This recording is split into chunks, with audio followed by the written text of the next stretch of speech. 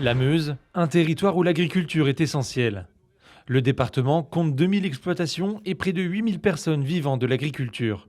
Pourtant, entre les accords de libre-échange du Mercosur, la dermatose nodulaire contagieuse ou encore la politique agricole, la profession est en souffrance. Manifestations, feux de la colère, opérations escargot, que ce soit au niveau national ou sur le territoire, les agriculteurs réalisent de nombreuses actions pour faire entendre leur colère et revendications. L'agriculture, c'est un pilier.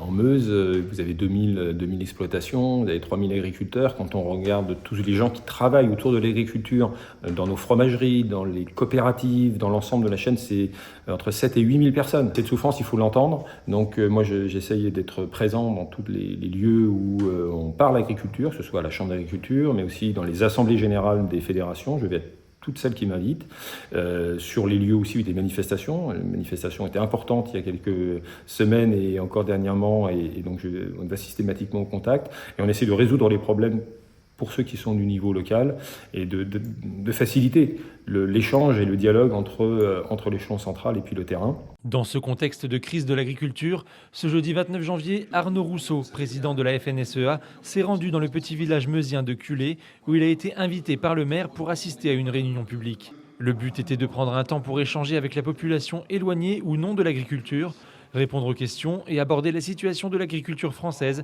et les enjeux à venir. La réalité, c'est que la France produit de moins en moins son alimentation et l'importe de plus en plus, souvent de pays qui ne respectent pas nos normes.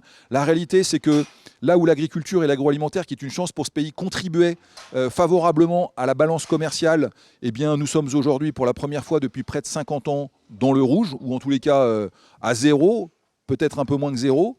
Que la réalité, c'est que nombre d'agriculteurs ne vivent plus de ce métier, que c'est difficile d'installer des jeunes, et que à vouloir toujours expliquer que l'alimentation est moins chère, on détruit notre capacité de production. Et vous savez, quand un pays sur son alimentation dépend ensuite d'importation et de l'étranger, il se met en grave difficulté. C'est toujours intéressant de venir au contact à la fois des agriculteurs, mais aussi du grand public, qui a des questions parfois surprenantes. En tous les cas, je trouve que l'enjeu de cet échange ce soir, c'est de faire passer des messages et puis aussi d'écouter, d'entendre ce que les gens ont à dire sur cette question agricole qui traverse toute la société. La prédation du loup est un sujet qui touche le département meusien. En 2025, plus d'une centaine d'attaques de loups ont été répertoriées, provoquant la mort de brebis. Les éleveurs se sentent dépassés par les événements et craignent chaque jour de retrouver leurs troupeaux sans vie. Les syndicats de la FDSEA souhaitent qu'un cadre réglementaire et rapide soit élaboré afin de réguler le loup. Une incompréhension totale de voir son troupeau attaqué par un prédateur et ne pas pouvoir avoir les moyens de réaction. Et ce que nous demandons, nous, c'est que conformément à la législation européenne, on puisse maintenir l'espèce lupine, mais faire en sorte que toutes les attaques se sanctionnent par un tir, parce que l'animal doit aussi savoir que quand il attaque des troupeaux ovins ou bovins, il y a une réaction et qu'on ne peut pas laisser le loup continuer à prédater de la sorte. Je rappelle que l'année dernière, nous avons eu 15% d'attaques en plus et 20% de victimes en plus, et qu'un loup aujourd'hui en France coûte de l'ordre de 60 à 70 000 euros par animal, c'est-à-dire près de 2 à 3 fois ce qu'est le revenu d'un agriculteur. Ça n'est pas supportable. Arnaud Rousseau fait également une halte ce vendredi à l'Assemblée générale de la FDSEA de Meurthe-et-Moselle afin d'aborder les diverses problématiques.